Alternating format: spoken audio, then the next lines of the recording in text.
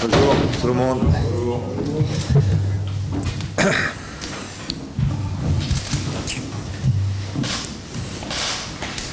Bonjour. Vous avez 15 minutes. C'est beau. Pas une de plus, pas une de moins. Exactement. T'as 14 quand il est en retard. Comment c'est bien l'année, lui. Ça va? Et toi? Très bien. Je vois ça. On va voir. Après 15 minutes, on va voir si ça marche toujours bien ou pas. Qui, toi ou moi? Oh, pour moi, je suis sûr que ça va aller bien. Pour toi, je ne sais rien. Allez, on y va. On attend le micro. Merci. Bonjour Laurent. De clarté ici. Bonjour. Juste pour nous rassurer déjà par rapport aux rumeurs qu'il y a eu dans la presse italienne, vous serez toujours là cette année? Je sais pas, j'ai les valises de prêtes. Dans ce métier-là, il faut tout le temps les avoir. C'est pour Hong Kong là qu'elles sont prêtes. Entre autres.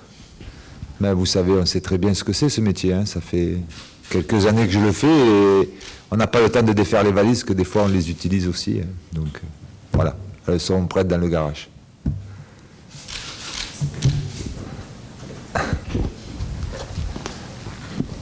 Allez, on enchaîne, s'il vous plaît.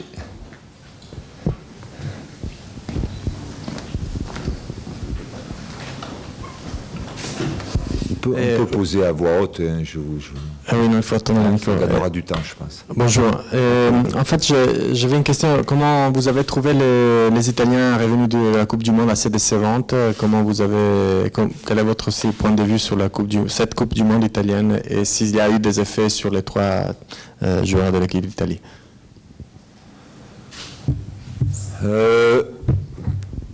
Vous savez, la Coupe du Monde, après, on dit une Coupe du Monde, elle est réussie.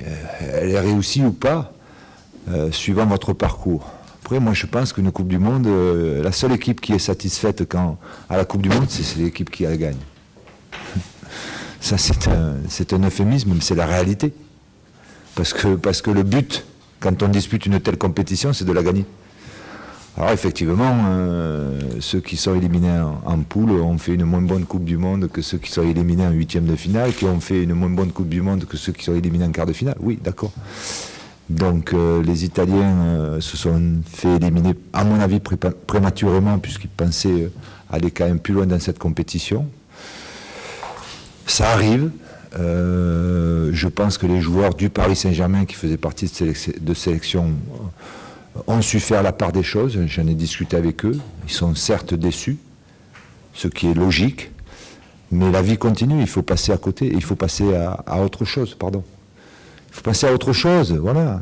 Une Coupe du Monde, c'est tous les 4 ans, c'est vrai qu'on n'en fait pas une toutes les années, mais voilà. Il faut passer à autre chose, ils ont raté leur Coupe du Monde ou ils n'ont pas fait la Coupe du Monde qu'ils espéraient faire. C'est fini, chacun retourne dans son club avec des objectifs bien précis, personnels, collectifs. Et la vie continue, voilà. On ne va pas s'arrêter à ça. Et j'espère que les Italiens auront cet état d'esprit, et ils l'ont, j'en suis persuadé puisque j'ai discuté avec eux. J'espère que les Brésiliens auront la même chose aussi, le même état d'esprit, les Français aussi, l'Uruguayen aussi. Peut-être la personne la plus difficile dans ce schéma-là, ça sera peut-être Pocho. Parce que lui, il a disputé la finale. Malheureusement pour lui, il a perdu. Voilà. Par rapport, tu parlais des Brésiliens. Bon, oui. C'est la Coupe du Monde là qu'on parle? Non, on en revient au PSG. Oui. C'est la question de savoir si, même d'un point de vue psychologique, est-ce qu'il peut y avoir un suivi particulier de ces joueurs ou pas? Non. Non. C'est sûr que voilà, ils ont été très déçus. Il y avait une forte pression sur les Brésiliens, plus particulièrement parce qu'ils étaient à domicile. Le pays attendait énormément de son équipe. Elle a été éliminée, non pas prématurément, mais elle a été éliminée par une grande équipe d'abord. Et puis voilà, la déception a été à la hauteur de l'espérance que tout un pays avait placée derrière son équipe, peut-être trop d'ailleurs. Donc eux aussi sont dans ce schéma, ils ont échoué dans ce qui était leur objectif, c'est-à-dire de gagner la Coupe du Monde, voilà, tu passes à autre chose. Tu sais, dans la vie, tu as des objectifs, tu les atteins pas tous, hein, que ce soit professionnellement. Quand tu les as pas obtenus, tu t'en fixes d'autres et tu essayes de les obtenir. Voilà, c'est tout. Celui-là, tu peux plus rien faire. La Coupe du Monde, elle est passée. Voilà, c'est tout. Ce qui est regrettable, c'est que tu sais qu'une Coupe du Monde, c'est chaque 4 ans, quoi. C'est que ça ne va pas se représenter l'année prochaine. Thiago Silva, vous savez, c'est un joueur qui a eu beaucoup d'investissement personnel. Mais lui comme tous les autres. Tu as vu tous les Brésiliens. Et même le banc de touche. Tout le monde. Quand tu joues à domicile une Coupe du Monde, à mon avis, tu as encore plus la pression que les autres équipes. Parce qu'il y a des choses qui se greffent, il y a tout l'espoir d'un pays qui se met derrière son équipe nationale de football. Ça nous est arrivé aussi, mais peut-être qu'au Brésil, comme c'est le pays du football, pour plein de raisons, la pression était encore davantage énorme. Mais le problème, c'est que voilà, hein, tu tombes sur des équipes qui veulent gagner aussi la Coupe du Monde et qui sont plus fortes que toi, et tu perds. Voilà, point. Tu passes à autre chose. Tu es déçu. Laurent ? Individuellement et collectivement. Mais c'est là aussi que tu dois être fort, très fort. Donc se fixer d'autres objectifs avec son club. Là, ça peut être une bouffée d'oxygène, parce que ton club va te fixer des objectifs, à toi de les relever, individuellement et collectivement. Et je pense que les grands joueurs sont capables de le faire. Donc, à la limite, dans ce cas-là, ça peut être aussi une motivation supplémentaire. Ici au fond, Laurent. 2 questions. Oui. Est-ce que c'est compliqué à gérer cette préparation avec ces nombreux absents pour vous ? Comment vous faites pour gérer ça ? Et la deuxième, c'est qu'aujourd'hui, les arbitres vont peut-être adopter le spray qui a été utilisé pendant la Coupe du Monde en Ligue 1. Oui. Est-ce que vous trouvez que c'est une bonne innovation pour la Ligue 1 ?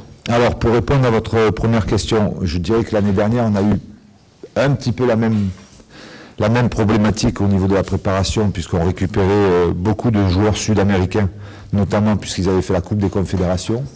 On était quand même plus nombreux au stage en Autriche, par exemple. Il y avait quand même plus de joueurs majeurs de l'équipe qui faisaient la préparation, qui ont fait la préparation complète. Donc effectivement, on aurait aimé avoir tous les joueurs pour faire notre préparation qui a été excellente jusqu'à maintenant, puisqu'on a fait vraiment beaucoup de travail physique, mais aussi beaucoup de travail technique et tactique. Donc bien sûr qu'on aurait aimé avoir tout l'effectif, mais ça on le savait depuis très très longtemps que ce ne serait pas le cas. Il y a d'autres clubs qui sont dans le même cas que nous. Donc voilà, on va récupérer des joueurs au compte-gouttes. On a déjà récupéré les Italiens.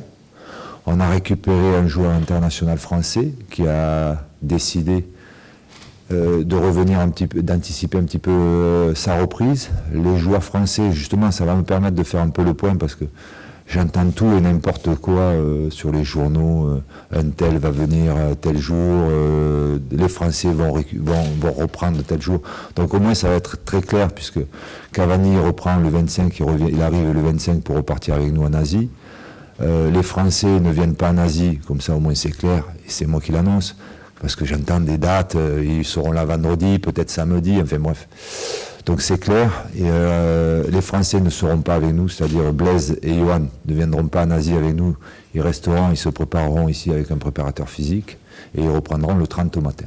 Voilà, au moins c'est clair, et au moins comme ça je ne dirai pas des bêtises sur les journaux. La deuxième question, le spray, moi je trouvais que c'était une belle découverte, soi-disant que les Sud-Américains l'utilisent déjà, je ne sais pas, peut-être vous pouvez me dire que c'est la vérité. Je trouve que c'est pas mal. Bonjour. Ça permet aux joueurs de respecter, ou l'arbitre de se faire respecter la distance, ce qui est quand même pas gagné. Alors est-ce que ça durera ? Je l'espère. Je l'espère. Mais voilà, il y a une espèce de, vous savez, comme à l'aéroport, une bande jaune, et il ne faut pas la dépasser. Et a priori, les gens, parce qu'ils voient un trait de couleur, respectent la règle. C'est une bonne chose. Très bonne chose même. 15 minutes, ça passe vite, donc il faut enchaîner sur un mercato. Bon, très bien. Aurier, c'est fait. Vous avez parlé des 2-3 recrues. La deuxième, il y en a peut-être. 2 déjà. Oui, mais la deuxième peut-être peut arriver aussi Di Maria cette semaine. Peut-être. Comment sont les négociations pour ces joueurs et à quel point, si les fair play financiers c'est tellement difficile pour que vous attendiez. La deuxième question sur le départ de Coman. Est-ce que vous êtes déçu que le joueur a choisi d'aller à la Juventus et de ne pas accepter la proposition du club? Ça risque d'être la même chose avec Rabiot. Un peu le point sur les jeunes. Ça fait plusieurs questions, une question, ça. Hein. Bon, Di Maria pour commencer, Coman après, si vous avez le temps, Rabiot. Le mercato très court, tu as dit sur les 2 ou 3 joueurs qu'on risquait d'avoir pour cette saison. Donc on en a déjà 2.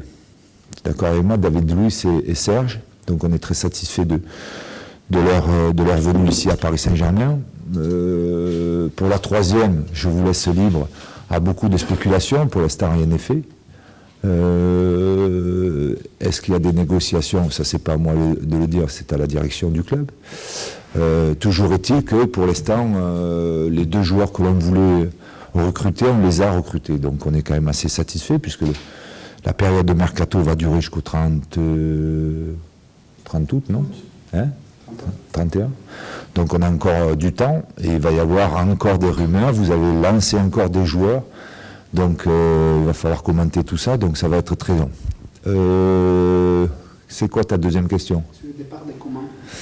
Le départ de Coman, le problème c'est que voilà, il y a des situations contractuelles qui font que, et c'est mon avis, mais ça c'est un avis personnel, c'est que les lois européennes sont très mal faites, je trouve.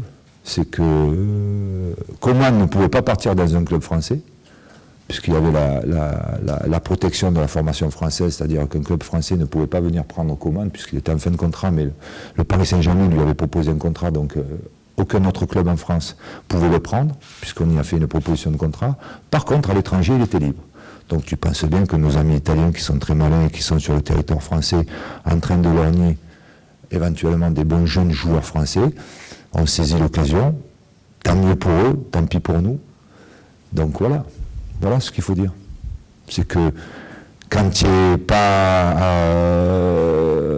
à ton avantage dans une situation contractuelle, malheureusement, tu as des clubs, et notamment des clubs étrangers, qui en profitent. Ça risque de faire la même chose avec Rabiot. Et c'est la même chose parce que je pense que contractuellement, tu n'es pas en position de force. Voilà. C'est une position de force. Laurent, Tout simplement. Vous avez évoqué l'arrivée d'Aurier. Justement, oui, le Paris Saint-Germain. Je l'ai plus qu'évoqué puisqu'il est là. Hein. Alors, justement, pourquoi avoir choisi Serge Aurier pour remplacer Christophe Jallet à droite, qui est parti à Lyon, et quel va être son programme? C'est pas qu'on voulait remplacer spécialement.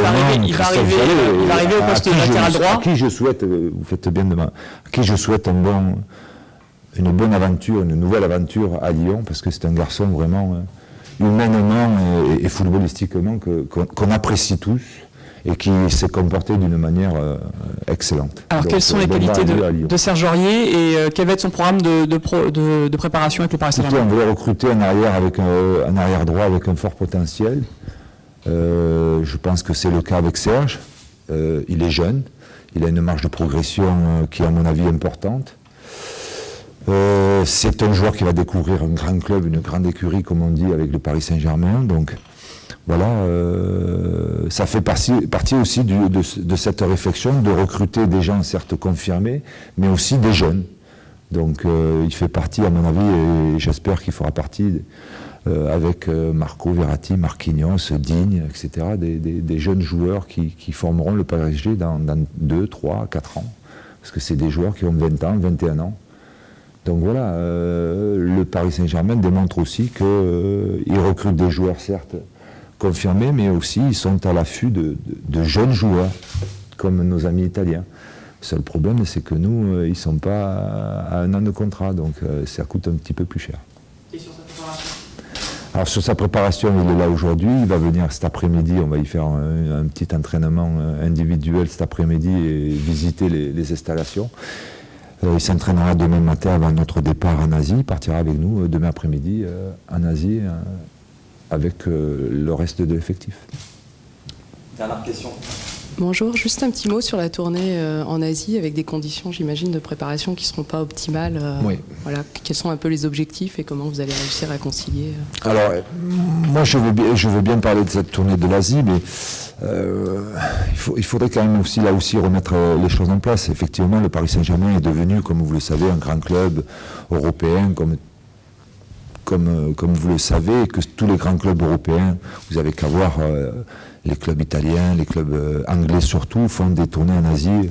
On le sait tous, pour quelles raisons? Pour asseoir sa notoriété, pour des raisons économiques. Mais la première raison, à mon avis, cette année, pourquoi on va en Asie? Parce que le Trophée des Champions est à Pékin. Il faut quand même remettre les choses à l'endroit en disant que voilà, le 2 août, quoi qu'on fasse, on était convoqué à Pékin pour faire le match et jouer le Trophée des Champions. Donc je ne trouve pas incohérent de profiter de ce déplacement qui nous a été imposé pour pouvoir faire une tournée un petit peu avant et passer quelques jours de plus sur le continent asiatique. Merci beaucoup. Voilà, messieurs. Alors, c'est plus 15 minutes. Cette année, ça sera 15 minutes. Ouais, comme ça, tu parleras moins de mercato, tu parleras plus du match. Allez, salut, ciao.